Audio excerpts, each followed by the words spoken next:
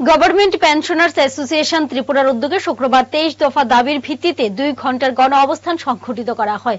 আগরতলার ওরিয়েন্টে চৌমুহনীতে গণ অবস্থান সংঘটিত হয়। পরবর্তীতে তারা দাবি সম্মিলিত স্মারকপত্র মুখ্যমন্ত্রীর উদ্দেশ্যে মহকুমা শাসকের হাতে তুলে দেন।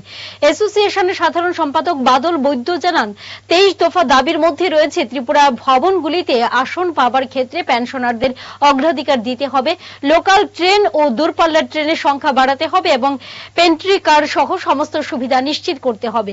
আগরতলায় আলাদা রেল ডিভিশন স্থাপন করে স্থানীয় বেকারদের নিয়োগে বিশেষ সুযোগ দিতে হবে। দ্রব্যমূল্য বৃদ্ধি রোধ করতে হবে, রেশন দোকানের মাধ্যমে নিত্য প্রয়োজনীয় সামগ্রী সরবরাহ করতে হবে ইত্যাদি। অষ্টম বেতন কমিশন গঠন করার কথা বলেছে। আমরা শুনেছেন, আমরা পত্রপত্রিকাতেও দেখেছি, কেন্দ্রীয় সরকার অষ্টম বেতন কমিশন সেখানে করার উদ্যোগ গ্রহণ করেছে।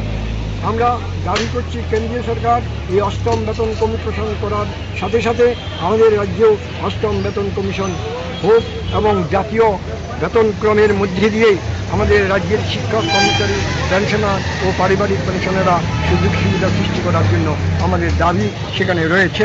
আমাদের অষ্টম কমিশনের যারা হবে তাদের কাছে আমাদের এই দাবি থাকবে।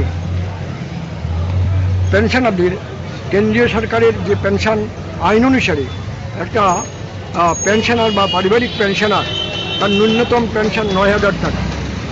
আমরা দেখছি আমাদের এই রাজ্যে ন্যূনতম পেনশন 8,000 টাকা, কিন্তু 1972 সালের যে পেনশন আইনের মোতাবেক আমরা এই পেনশন চলে, সেখানে দেখা যাচ্ছে সেই আইনের মধ্যেও আমাদের রাজ্য সরকার সেখানে ঠিকভাবে পালন করছেন না।